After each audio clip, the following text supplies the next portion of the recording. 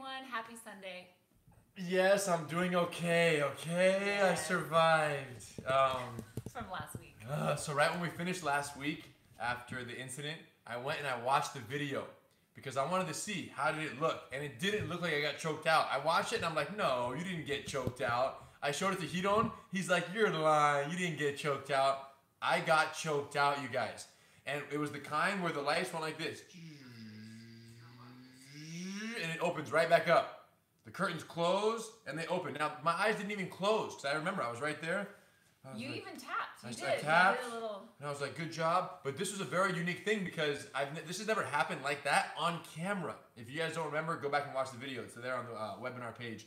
So the lights went dim, blacked out, and then I remember looking at Eve, thinking, "What are we doing here? What's going on?" And then I just hear her talking a whole bunch, and then I just try to play it off, but I was out. 100% out, but I was to show awake. that it can look like anything, right? It can look Somebody like anything. going to sleep can look like anything. And obviously, had I held a little longer, he would have actually passed out and probably would have. Do you think we should do it for experimental purposes? No, I'm good. Good on that. Think we learned our lessons. I think you've learned it 3 times over, at least with me. She got me So, 3 times you guys, now. the choke works. That's Boom, really boom, boom. the moral of the story, okay? But last week was chokes. This week, it's guard get-ups. What does that mean? Well, let's give some context. Yes. We assume that a good percentage of our friends out there know exactly what that means, but a good percentage of our newer friends join the party have no idea what guard get-ups even are. And it's one of our favorites. It's one of the it's part of what makes Women Empowered so unique is the fact that for this one critical position and very likely position in an assault, there are so many ways to stay safe and to extrapolate yourself from the fight on a moment's notice. And that's what we're going to talk about today, how to get out from underneath someone who's bigger, heavier, and stronger quickly and effectively in a variety of ways based on different grips and holds. And I would say this is very much what differentiates Women Empowered from Gracie Combatives. This idea, this principle of just escape. Escape is our objective. Survival is our objective. So from any position, and pretty much in Women Empowered, we talk about from any possible position, how can we get up and get out from that position? And then, so today the position and focus is the guard, which means that somebody is between our legs and trying to control us. Yeah, you got to get back to your feet on a moment's notice. Let's talk about it. So starting from the fight gets taken to the ground, I end up on top of Eve. And we talked about this just for context. The mount is when my legs are over Eve's body, right? I can control her. This is pretty dangerous. This is where she would use trap and roll. She would, different escapes from the mount we have. When the person is inside your legs, however, they're inside your guard. And there are submissions she can do. There are punch protection strategies she can deploy from here. A lot of great opportunities. Much better for Eve because now she has 4 limbs controlling my body and staying safe instead of just 2 hands protecting from punches when I'm mounted on top of her. So this is much better for Eve than the alternative if I were mounted. So if you can get the person inside your guard, they're here. Your goal is to get back to your feet. If you don't have a plan on how to do that, assuming Eve wants to stand up, after neutralizing punches for a period of time, burning my energy, she wants to get back to her feet. The question is, we're talking phase 3, right? Phase 1, identify an unsuspecting target. Phase 2, subdue and isolate the target, get you into isolation. Phase 3, control and exhaust the target. That's what's happening here. They've taken you to the ground. They're trying to hold you down, maybe strike at you, maybe immobilize you and burn your energy.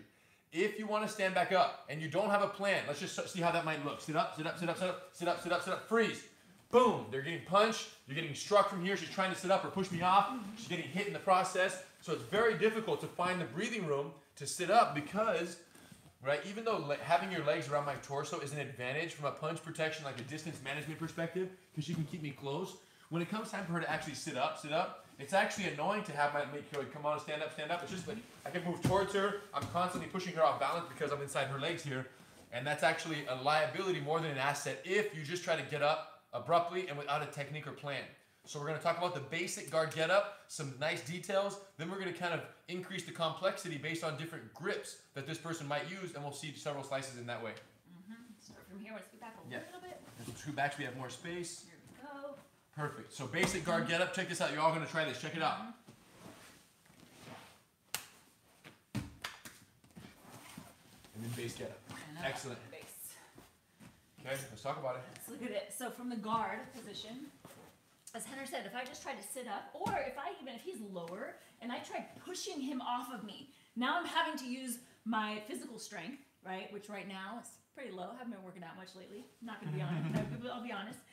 So to try to push him off, this This is what's gonna exhaust me. Okay, instead of trying to push him off of me, my goal is to hold him in place. Look, I hold him in place, and now watch the hips come out. Foot lands on his hips here. I extend my body, and now I have this perfect angle to execute these kicks here, and then I can get up in base. Also, one more time. So yeah, it's interesting. Every time we do seminars and introduce this concept to women who are trying for the first time, we do this. I get inside someone's guard, I pull them out of the crowd, I lay her down, and I say, hey, we ask her, what would you do if the person was inside your guard? And I just kind of lay on her, and they just bridge, and they twist, and they push, and they try to kick their feet. They might even try to use their feet, Look, right? Yeah, they try to put their feet on the hips, but it doesn't work, and they try to push my shoulders and try to bridge and push me off, and invariably, you guys, they exhaust. I'm already exhausted. Like literally, they're like, ugh.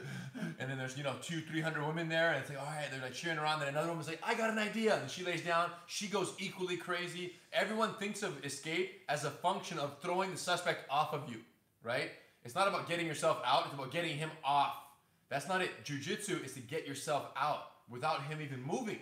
And that's what's so beautiful about how this technique works. So that's why this comes down to holding him in place. And how do we do that? Look, hands on his shoulders. Look how my arms extend. I want stiff arms here. This now requires little arm strength from me. I'm just holding him in place as a placeholder. And to get that, go back for one step. To get that arm extension, there's two ways. One is to move me away. Try to push him off. The other, she just walks away. Look at that. Now it's extended. So one way or the other, Eve's going to get that lockout on these shoulders. Now I can't get any closer. So this is my first wedge, holding him in place. Now I want to get my hips out, and we do that with a shrimping motion. Look, posting off my back foot. Look how I turn my shoulders towards you. Shoulders are like completely on their side. And now my hips come out the back. So far that I can now place my foot on his hips with my leg extended. This is the second kind of post in place, an extended leg. This leg being straight, again, requires no strength on my end. I have the leg kind of holding him back, and now from this L position, see my body's kind of in an L, I extend to an I position, a straight position here with my shoulders on the ground. And look at this beauty, right? Like by posting him here, Henner, try to reach my face. Can't. Try. Oh, I see. Yeah. Got it. Okay? So he can't reach me, but I can kick him. So this is the position that we want to get to. With this leg extended, scoot back slightly, just so we're keeping it here. So now the foot is across his abdomen, leg is straight, L to the I, shoulders on the mat, okay? Not on the side, on the mat facing him, and this leg is ready for action. Henry's gonna hold his hands up in a safe place away from his face. I can kick once here, right? I wanna kick with the heel, extend here, okay? Now I use that same leg to rock myself up. Now I'm in a sitting position, and assuming I've already landed that first kick, now we may have a little bit more space, and I can land this second power kick. Look, my legs come together, my hips are off the ground, that's the key here. And now I can extend that leg. Putting both feet on the ground, I shoot my hips back. I'm gonna scoot back as many times as I need to get enough space. Right here, we have a little bit of limited space, but I would shoot my hips back way further. And now from here, I can get up in base. Look, cross my feet, ankle to ankle, hand on the ground, hips up, and my foot comes right outside my other hand in the strong base here, and I can disengage. Excellent. So, do you want to show them the back side so they can see a little bit of that shrimp, or no? Like so they can see how your hips shoot out, or you can just do the other side maybe? Yeah. So check this out. So I don't know if I've ever shrimped on the other side. Yeah. I always just have my favorites because you can usually choose. But here, so the arms are extended, right? You have a posting foot, and now watch how the hips come out back. I rotate my shoulders. This is the most important part, you guys, because if Eve's shoulder stays nailed right here, try to switch your hips that way. Her hips get stuck. It's almost like this shoulder coming off the ground is what creates the new parking spot for the hips to come land, and that opens the void.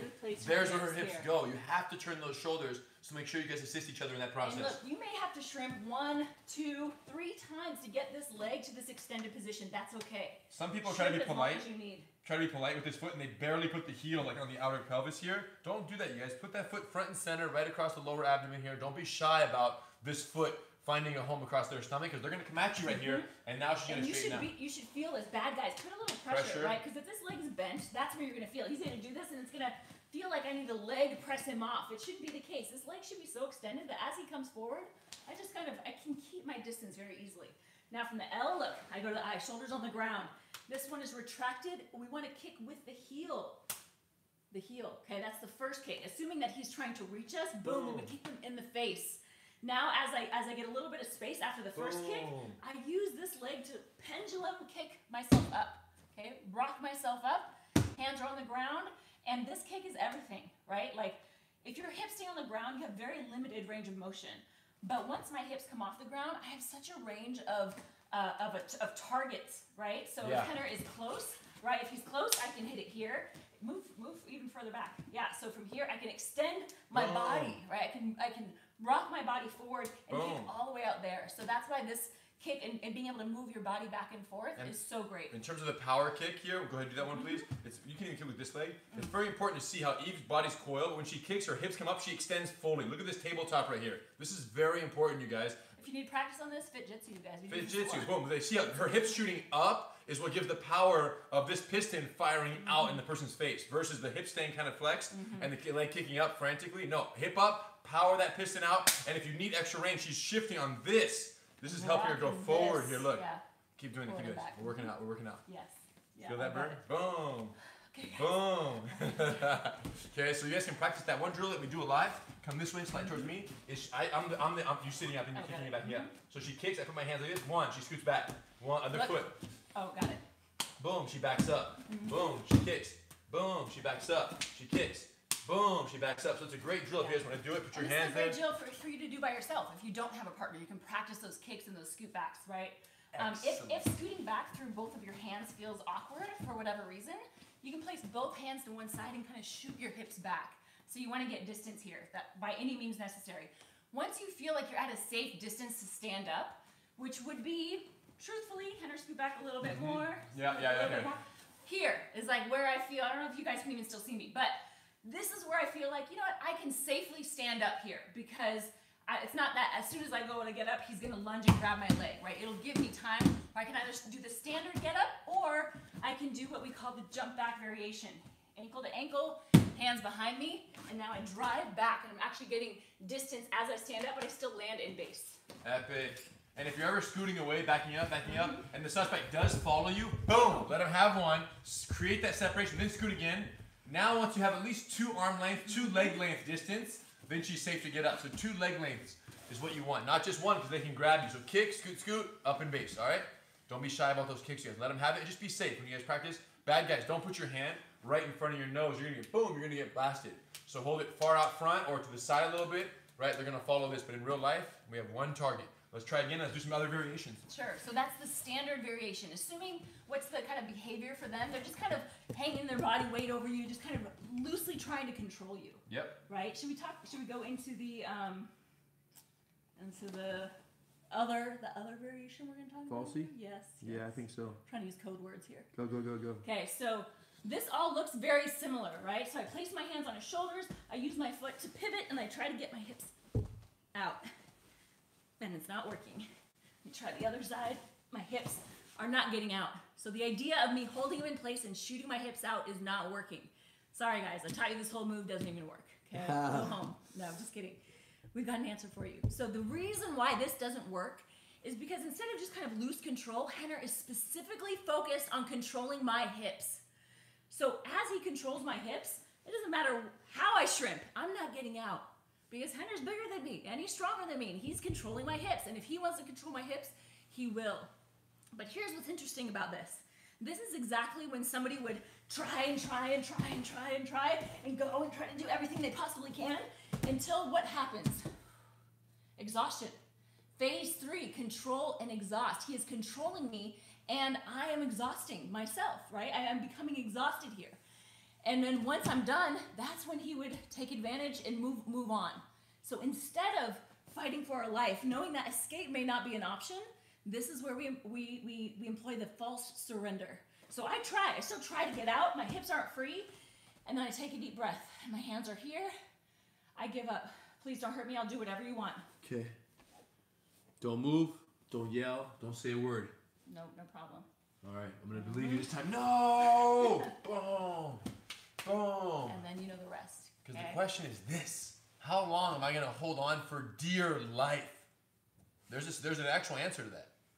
As long as my death grip of her hips is being contested, I will keep that control. As long as I'm fighting to get out, I'm he's fighting gonna to fight keep that for grip. control. because that's a victory, right? Victory requires opposition, and her attempt to get out is opposition to my control. And as long as I'm neutralizing her escape, I'm successful. The minute she stops trying to escape, my control of her no longer achieves victory for me because no one's opposing my control. She's actually accepting it, permitting it, apologizing, being sorry, I don't want to do anything you want, I'll give up, please don't hurt me, I'll do whatever you want. She's very compliant. At that point, control no longer has victory. It doesn't taste like victory anymore. So I need to make another advancement to further establish victory and ultimately reach my end goal.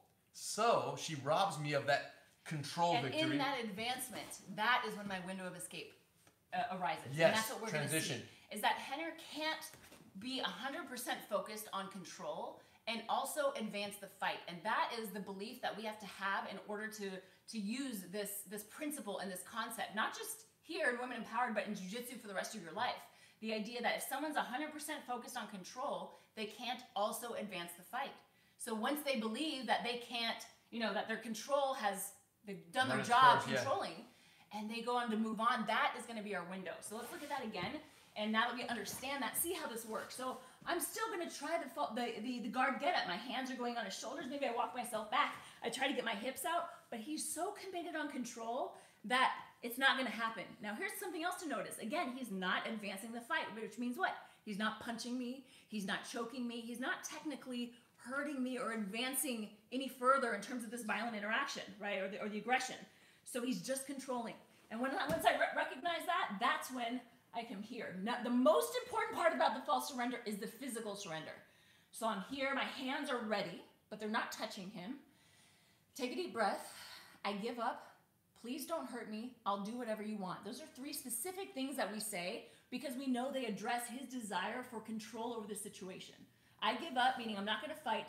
Please don't hurt me. Yes, I'm aware that you are all powerful and have the power to hurt me. And I'll do whatever you want. Okay? Means that I don't got to keep death gripping you because you're going to cooperate. I'm going to comply. I'm going to cooperate.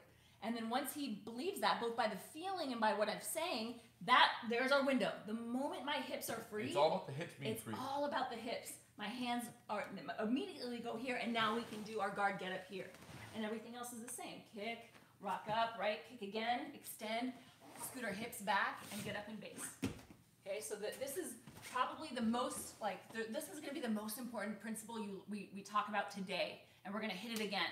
But this idea of if escape is not an option, all right, take a deep breath, right? And really assess that. And once they feel like they have become victorious, that's when they're going to try to advance. And in that opening, that's when we get out. When we practice this with the ladies at Grace University, we actually drill it, and we talk about it in the terms of a padlock, right? A padlock has 4 digits on it.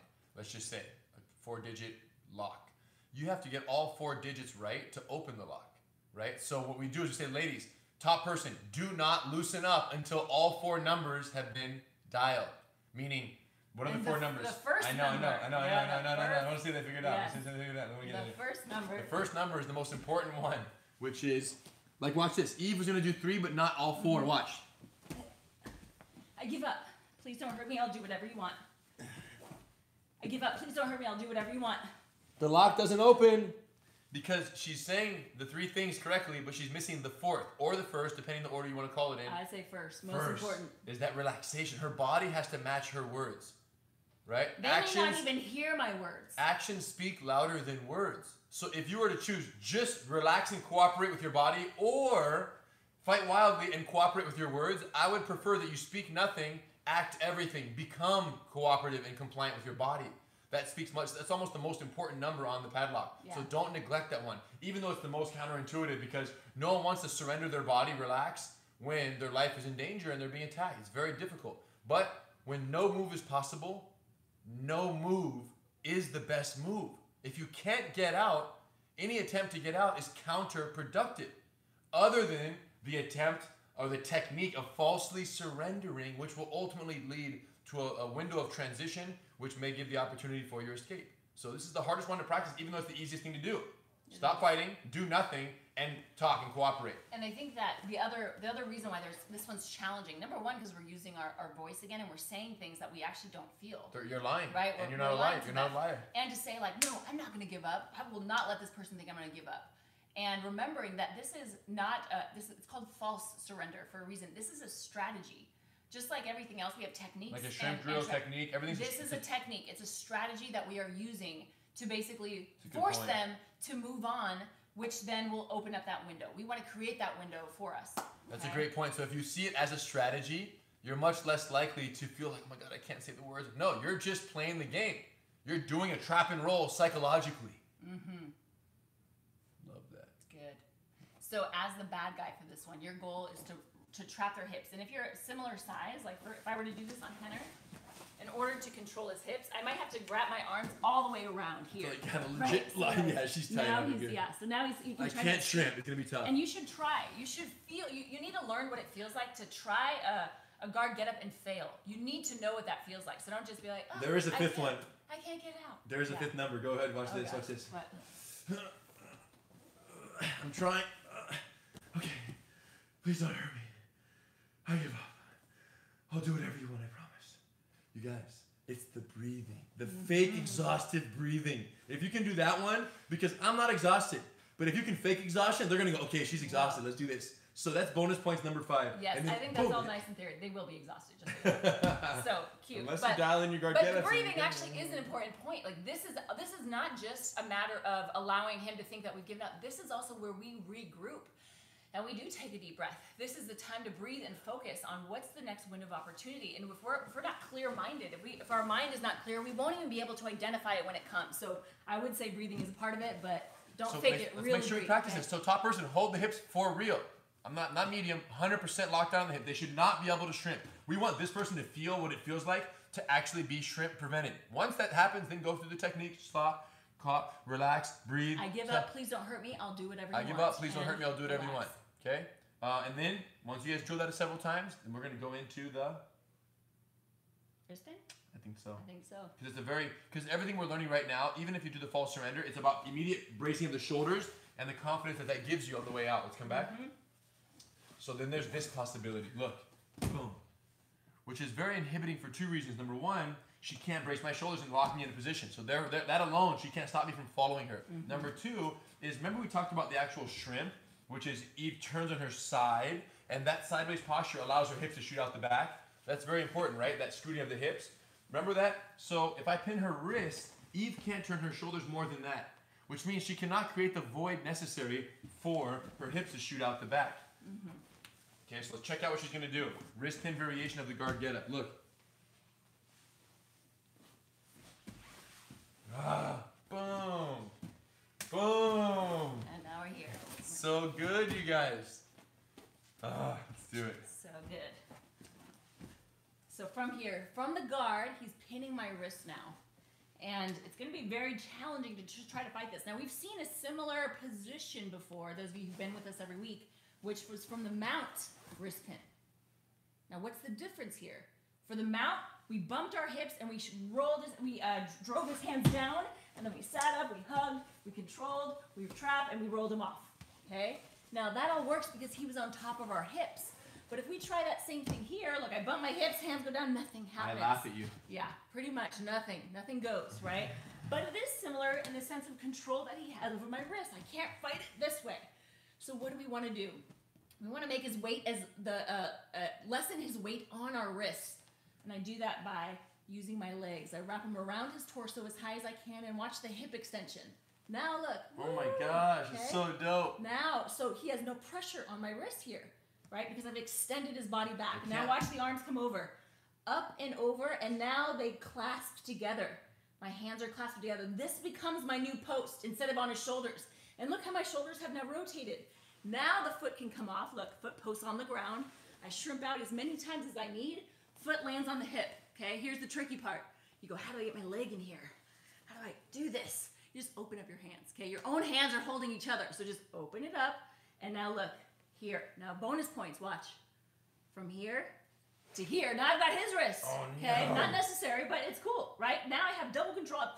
I'm pushing and pulling at the same time. Great control here for that devastating kick. Then I would let go once the kick is landed. Rock ourselves up, hands behind us, hips up, and now we can practice these kicks again, scooting back in base, and you can do the jump get up variation if you want. Wrist pin variation of the guard get up, one of our favorites of all time. And it's so, because this is jiu-jitsu, you guys. This is what it's about. It's about leverage. How would you think about using your legs, pushing them back, and now we're in this great position here. So it's one to definitely practice. But you might think that this, like the number one thing that people who are new to jiu-jitsu forget is how to use their legs. It's like a weird thing. We're humans. We walk on our legs and we use our hands. So remembering the importance of our legs in this is everything. This move does not work without our legs being used. Like wrap around their torso and extend the hips. Now we come here. And once this grip has been created here, now the foot can come down. Okay, and we shrimp as many times as we need. Foot lands here. Grab the wrist if you want. Boom. Let go. Rock up. Kick again. And now we're going to scoot back and get up in base. Epic. Yeah, it's a good one.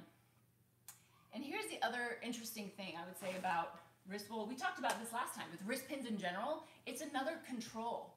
It's another form of control where they're technically not punching us. They're not choking us, right? So anytime we feel controlled and we can escape, there's always a second option, which is wait. Which is wait until they advance their attack. And then during that movement is when we escape.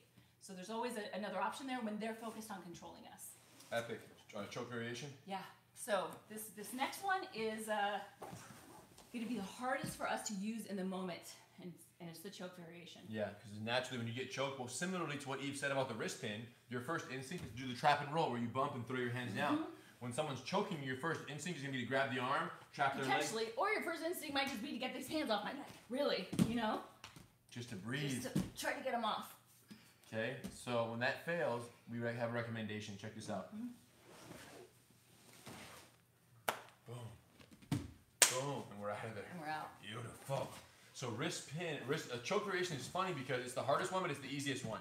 It's the hardest, but it's the easiest. Why is it hard? Because psychologically, having someone's hands wrapped around your neck and the clock is ticking and the lights are dimming, that's not a good feeling. I'll tell you from last week. I've been there.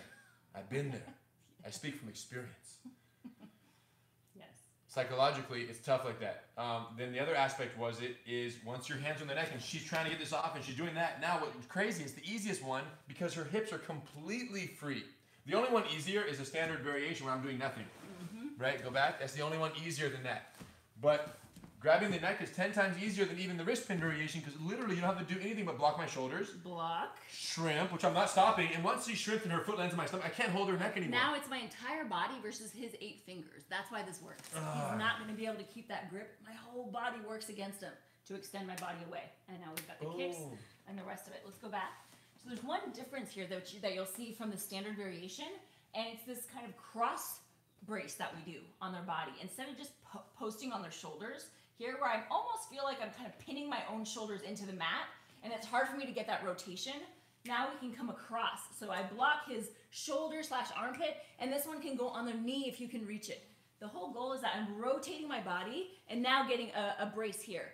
And the reason why we can do this for this variation is because I'm not responsible for holding his body in place like the other one, where he's just trying to maybe drive forward. I have to hold him in place. He's holding himself in place by choking me. Choke me? Yep. So his hands are on my neck. He's holding his own body, so I don't need to worry about that. I just kind of need to wedge it. I just need to wedge it in place here. So I come across, and now my hand goes on his knee. Now, if his arms are high, it's okay to go underneath too. Go the path of least resistance here. You can come underneath, block here, hand goes on the knee, but the key is what? Rotate the shoulders, the hips come out, keep shrimping. Even if your foot lands here but it's bent, do one more shrimp to get it extended. And now, even if he has both hands still on the neck, you're going to feel this as you extend your body back. He won't be able to keep the grip. And then the rest of that's all the same here. Okay? Boom. So, as we mentioned, there's a few reasons why this is going to be the most challenging one. And I can actually speak from experience from this. I remember, I think I had even maybe just gotten my blue belt. I had only been training for about a year or sometime around there. And I was just sparring with Henner. And he just got in my guard and just got on top of me and started shaking my neck. It was payback, it was payback. And was putting for that pressure. one time she choked me unconscious. Well, yes. It was one for one. Yeah, so he just was putting pressure and kind of shaking my neck, and I froze. I remember freezing and just having no answer to that situation. Now, I have lots of answers to that situation, right? I know them now, but in that moment, none of them could come to mind. And it was the first time I really felt what we all need to feel at some point in order to be able to not have that happen again. which is, oh wow, when there's really pressure put on your neck and there's even the jiggle. The right? jiggle. I did the fake jiggle, yeah. The jiggle. No one actually jiggles people's necks like that, really, but it helps to like, it's hard to think in that moment. And there was a few reasons why it's difficult. Number one, panic sets in. Oh my gosh, my neck. And I can't, I can feel that I only have, the timer is going. But number two, there's actually more than one answer to that situation. And sometimes that's also what makes it confusing. When there's 3 answers to the test, you don't know which answer to go to in that moment, right? And from the guard, some of you have already known this and some of you will see this in the future, but from the choke? Yep. Yeah, so here he's choking my neck. So we talked about the guard getup, right? But I could also break his arm. Next okay? week. Right? I could also maybe go to stage 3, right? And then triangle choke, like what we did last week. Here, I could triangle choke him. There are many options. There's many options from there. That's And probably why it's hard, yeah. That's almost why it's more confusing, right? Because you're like, which one do I go with? And it's not just A equals B. Right. So this one's worth practicing. When you get comfortable, it's worth asking for more pressure on the choke so that we can get familiar with that feeling and training our body to set in instead of panic to react. And that's why else are we doing this, right? Why else are we training jiu-jitsu and putting ourselves in these uncomfortable situations than to train our bodies how to respond when they go into that mode. So it's fight or flight, it's not freeze, right? We don't want to freeze. We do either one of those, but freeze we don't want, we want to encourage our body to do the opposite of that.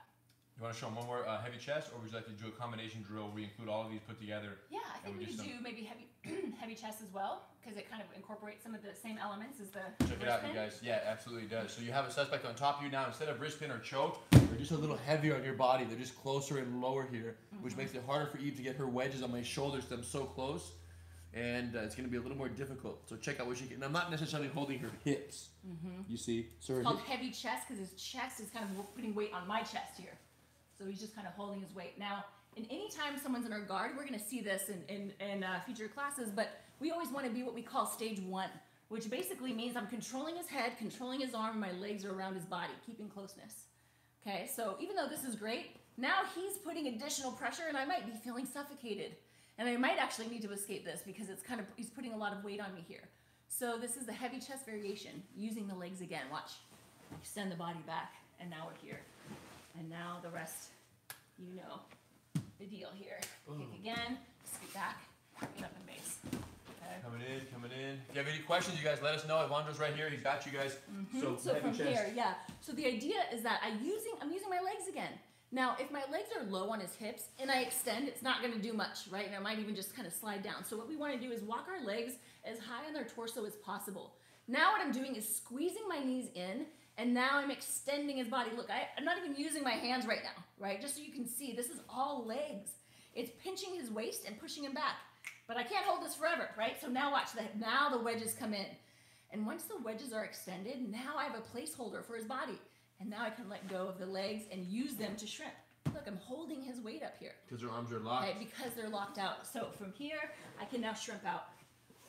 So it's using the legs to extend them back, and then once that extension has been created, put your wedges in place. So your wedges in place, and once the wedges are in place, then our foot can go down and we can. And that's the most shrimp common out mistake. here. Failure to keep the leg extension firm until the wedges are in. Like some people think, oh, let's extend them back, and then they do this. They're here, like a big extension, go ahead, big extension, and then they let go of the legs, and they try to, and now he crushes back. You can't do that. It's got to be a clean handoff, like a baton. Look, she's gonna stretch, Here, and you can even walk your shoulders lock, back if you and need then to. feet down. Right? Only when she's fully locked. Very clean handoff, ladies and gentlemen. Excellent. I think we do a combo drill. Yeah, I love it. We can blend it all together. So what's cool about all of this is this. We learned standard, false surrender, wrist pin, choke variation, heavy chest. 5 guard get-ups. Beautiful. The false surrender, where they lock down on your hips, can be used at any point in combination with any one of them. So let's do a drill where the top person now, we have some practice at home, the top person will be the attacker. They can start with any configuration, heavy chest, wrist pin, choke, or standard. And throughout the movement, something happens, you may switch attacker. From choke, you might go to the hips. Wrist pin, go to the hips. Heavy chest, then you transition to the hips. When she starts her escape, you switch. which is going to force her to also switch. And even though she started from a place of, I'm going to get out using this wrist pin variation, you gotta have to change directions right away, detour, and go to the false surrender when they lock down in your hips. So being willing to let go of the one that you already planned in your mind and transition into something more efficient based on the changing circumstances is very important during this drill. So it's not about speed, it's about cognitive changing of pathways based on the... You gave me all the answers. Okay, I got this. She wasn't listening. You were supposed to be listening. Just kidding. Here we go. So bad guy, you choose your grip. She's gonna lay here. She's gonna let me get any grip I want. Once we go there, we'll initiate. Boom. She's trying, and then she recognized. I give up.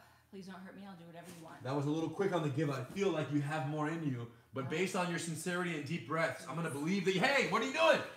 Boom, boom. Let me go back. Okay. Nice. Boom. Are we? Boom. Show.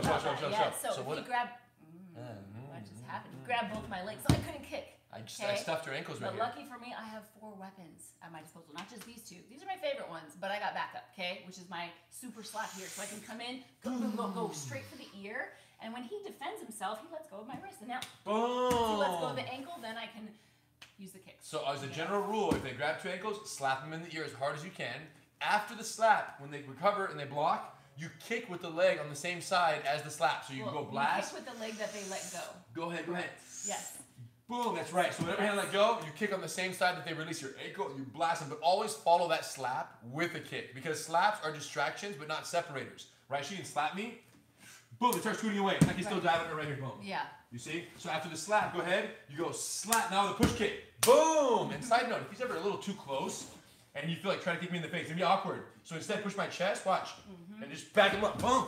I was a little violent for a Sunday morning, but the gist is there, right? The gist is there. And along the same lines with the slaps, right? If I start to try to get away and now he grabs my ankles, I won't be able to slap him from here. So I need to actually come back closer, boom, and like find that place, right? So just get at that comfortable distance to be able to strike here, and now we're here. And then just engage. Okay, you guys can do that whenever you want. Bad guys, you're allowed to grab both ankles, throw them off guard. Make sure you guys deliberately come back in. Protect. Bad guys, you better protect what's yours. I trust her. I love her. Wait, what was the end of that sentence? I feel like you were going somewhere. I trust her. I just figured the end of that sentence would be wiser left unsaid. So I didn't say it. Okay, come on in. All right. Now she wiggled her arms over the top. Clever for punch protection. And now I'm heavy chest. She found her wedge. I give up. Please don't hurt me. I'll do whatever you want. Solid. And she's relaxed and she gave me all 4, so I start to open up. And bad guys, play along here. As soon as they do that, you do loosen up slowly. She's waiting for just the moment to find wedges and hips. Boom! Safety tip, go back. Curl up. Sideways shrimp. Elbow to eye. From right here, watch this knee, look. Boom! On the way out. Go back sideways. So if I'm real close, this knee's going to want to come to her chest for the kick. Just be careful. Chin turned away, sit up. Yeah. Boom. She kicks right here. Boom. She rocks up. She kicks again. Beautiful. And then if I go again, she kicks again. Thank you. And then she's out. Base get-ups. Open base. Pass. I love it. So there's all kind of combos. Or you could go for the false surrender, and instead of just letting go, maybe you go to the neck. Or maybe you go from false surrender to the wrist grab. Oh, I like that. After that, hey, please don't hurt me. I give up. I'll do whatever you want. It doesn't always have to be variation to lock the hips. It could be lock the hips, and then when she surrenders, I sit up and decide to go for something else. A punch, where she would wrap me up, wrist pin, choke, anything. I like that idea working in reverse. Yeah, and this just going back to the concept of the false surrender, this is, again, if there's one thing you take away from today's lesson, it's that. Because this is a survival strategy. And we talked about it in the context of the false surrender, but there are so many situations where this might apply in kind of a bigger context of survival. Meaning that we may have to, there's been so many stories of people who basically survived because they feigned compliance, made the person think that they were going along with whatever, and all they're doing is just waiting, right? Waiting for an opportunity to say, there's my escape, or there's my opportunity to attack or to fight back. And all we're doing is broadening that ability to identify opportunities, right? Because if you know no training, the only opportunity you're looking for is if the person walks out the door and there's an open door there and you can run, right? Or, but for us now we have such a clear definition of what the window of opportunity looks like. And that's what we want to train. What are those windows exactly look like? What do they feel like? And am I ready to respond when they're created, right? So otherwise, it's hard to false surrender, because if you just false surrender, but don't know the answer on the other side, you're not going to be willing to do that. But when you know, have a very clear vision and plan and say, all right, I'm going to take a deep breath. I'm going to wait. And I know that I know exactly what I'm looking for him to do next, and where my window of escape is and what that looks like. Yeah, and what's interesting is that we're talking about it in the context of the guard. Actually, I have a really smart thing to say right now, but I want to make sure that we have our chance for our friends to enter the winter drawing.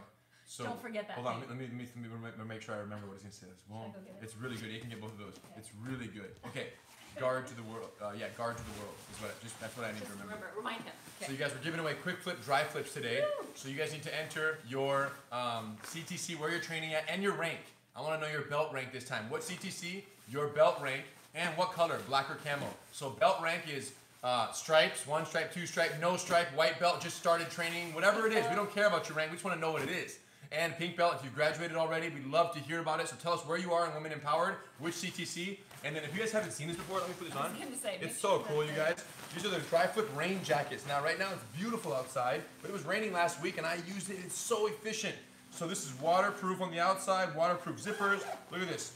Zippers, side pockets, everything. Put your stuff in here, zip it up.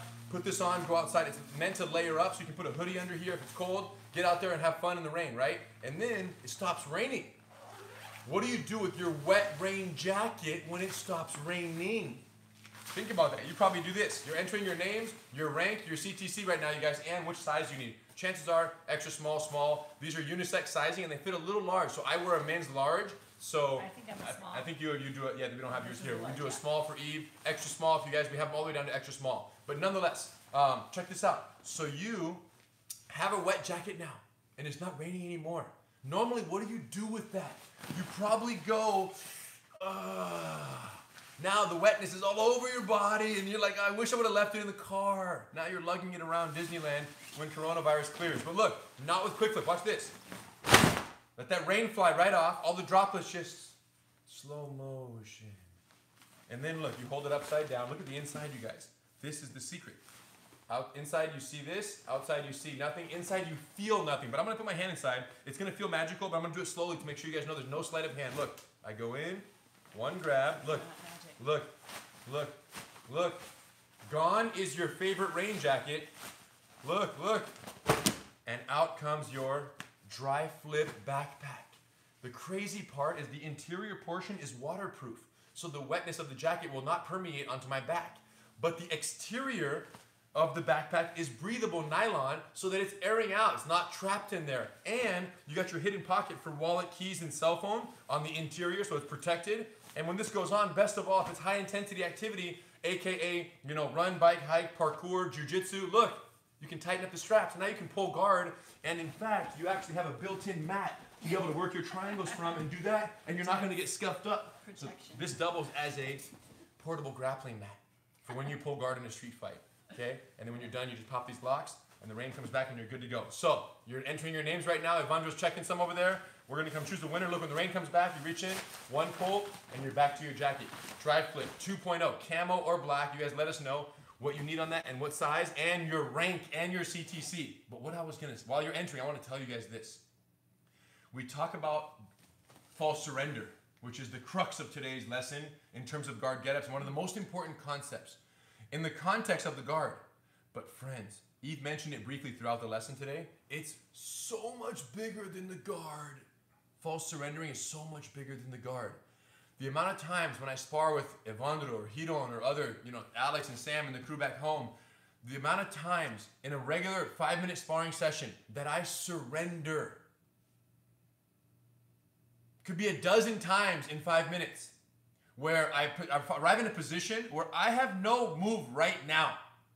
And I conclude to myself that, remember what I told you, actions speak louder than words? Instead of fighting, because if I'm fighting Evandro and he's trapping me right here, and I'm fighting, he's victorious in that engagement. The minute that I go like this, chill, do nothing. What does he say to himself? Right at that moment, he says, okay, Hender's done. He's not contesting me here, so let me see if I can make my advancement in the attack. And guess what happens during his advancement? Right? At that moment of advancement, I escape and I make my exit. Right? So in the advancement is the weakness, right? You can't climb a rope without letting go of a rope. You have to release it to advance it. So if someone's hanging on a rope, look at the grips, 2 on 1. But every advancement, that's compromised because now it's only one hand on the rope, one in here. So every advancement, right, is a compromising of the grip or the control of the rope. The same is true for jiu-jitsu and your opponent's control and attempted advancements on you.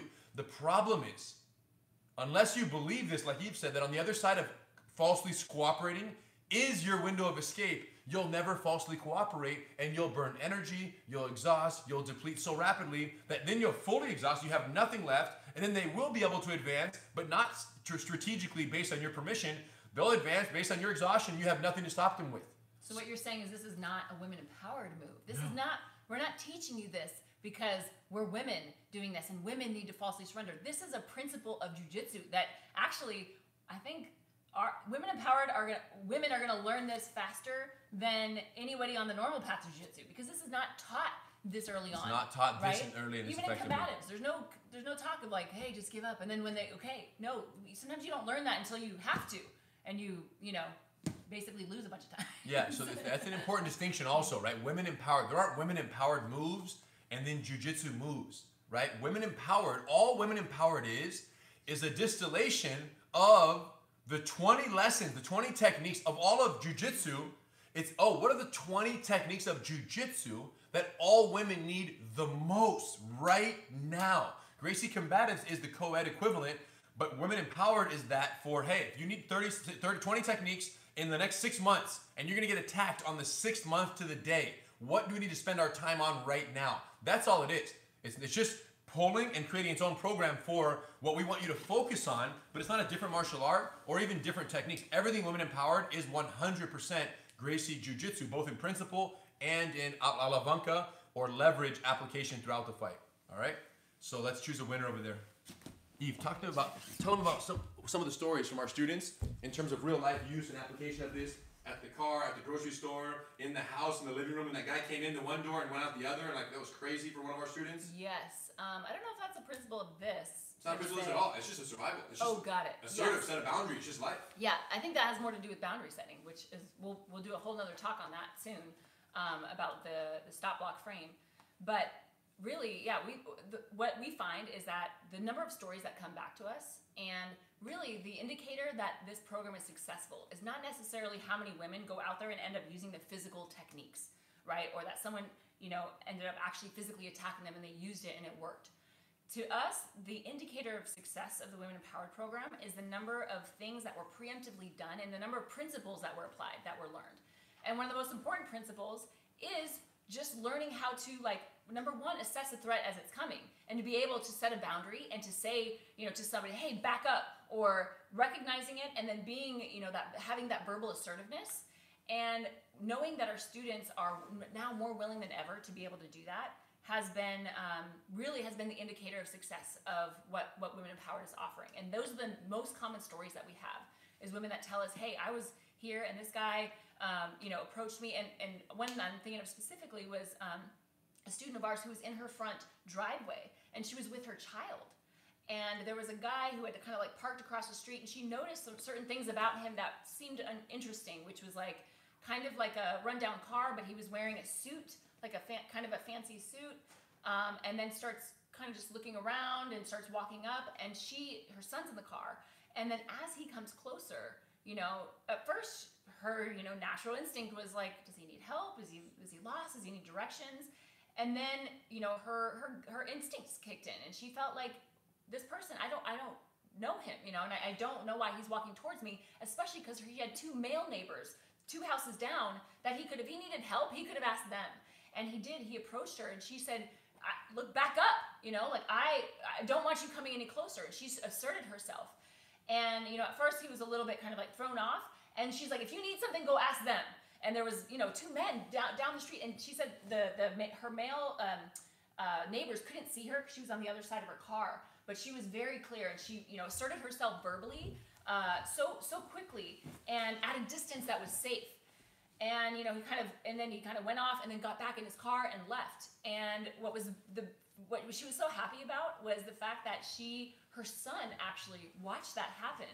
And they like practiced later, like it's okay to tell people to back up. And the son was like, you know, and he was young, maybe 4 or 5, and he was kind of repeating back what happened. And you know, that sometimes we don't know if people are good or bad, and you can use your voice to do that. And she was just proud that not only her son got to see her step in and keep them safe and learn that lesson, you know, from his own mom, but also that she was just willing to do that. And she's like, had I not just had this class on this, I may have, my natural instinct would have been, this might be a good person who needs help.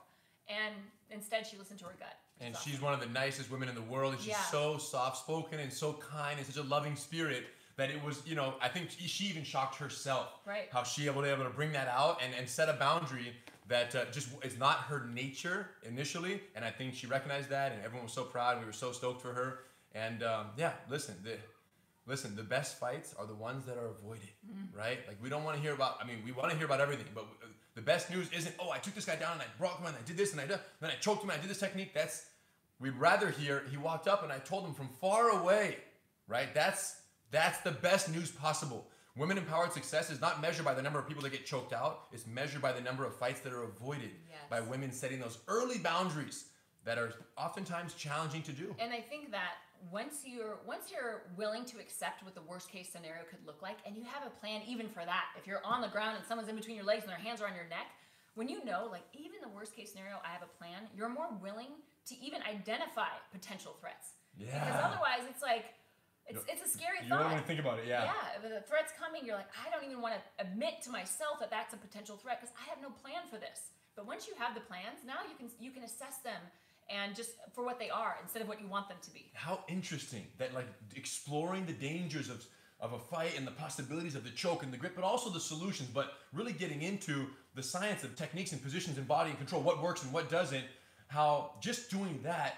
makes you more likely to just identify a threat on the street from far away and acknowledge that they even exist. Yes. And if for no reason to ever get into a fight, you do self-defense just to know what the possibilities are and just to increase your chance of 50, 100%, 200% more likely to say, hey, can I help you, sir? Because you've already played that path out so many times in training of what that could look like, and you want to avoid that. So learn how challenging it is, right? Don't just do the techniques and say, oh my gosh, jiu-jitsu is amazing, this is so easy. Look at this and say, man, I'm putting all this time in to learn how to escape the mount. And I got 6 variations, I got a pink belt test I got to pass. You got all these things you got to do to learn how to escape the mount. When the reality is you can avoid all those techniques can be avoided if you use one technique from far away. Potentially, yes. Right? So, Potentially. exactly. And the idea of learning self-defense so you never have to use it is beautiful. We have a winner. Let's talk to Nicole Sartor at Gracie Jiu-Jitsu Madison. Nicole at Gracie Jiu-Jitsu Madison, Hey, stripe Nicole. 1 white belt. What does that tell us? Well, you're training with Houston over there, awesome crew, 1 stripe white belt, and that you're just joining the family. We're so excited to have you. The Women in Power crew is deep over there in Madison. We see you. Yes. See you, Gracie Jiu-Jitsu Madison. We see you guys. Houston, great work over there. Nicole, talk to Houston. We'll get you set up with your dry flip jacket. And she asked for the black one. Oh, and you didn't tell us the color. So Nicole, tell Houston, he'll tell us, and we'll get you hooked up with your size and your favorite color. Thanks for joining us, friends. Practice these techniques. When you get back to class, you can demonstrate all these guard get-ups. Houston's going to give you guys a check. In Madison and in rest around the world, your CTC instructors and and this owners is actually a are great going to one hook you you can up. practice without a partner. Just so you know, these are ones that can Lay be down, done. lay down, lay down, lay down, lay down. I gotta see that. back That's awesome. I don't That's awesome. say I have no partner. Okay, I'm here by myself. We can be here. I'm establishing my wedges. Hands are on the shoulders. Using the foot, rotating my shoulders. Hips go back. My foot lands on their hips. Now we're here. Kick, rock up, kick again, scoot back, and we can get up and base. So there's going to be a lot of techniques that are hard to do without a partner. Those Wrist pin people are at variation. home Wrist pin training. variation, please. Okay, yeah, he wants to see all Wrist of pin this. So variation, here, just so this I've got my wrist pin, right? Extend the body. Look, the wrist comes over. Grab my hands together. Foot now goes on the ground. Shrimp out. All right, we can grab the wrist or let go. Kick once, rock up, kick again. Scoot back, get up and base. So all of these things, same thing with the choke, just kind of post and go. So the guard get-ups are one that if you don't have a training partner, these are great ones to practice over and over just to drill this motion. It's it's awesome. Friends, thank you for joining us. Hope you guys had as much fun as we did. Practice these techniques. Log on, Women Empowered 2.0. Watch the lessons. And we'll see you guys next Sunday. And I will see you on Wednesday, those of you who are going to join me. 11? Victoria, 11 o'clock Pacific time. And we'll send you guys the YouTube link for that. Next Sunday, it's on.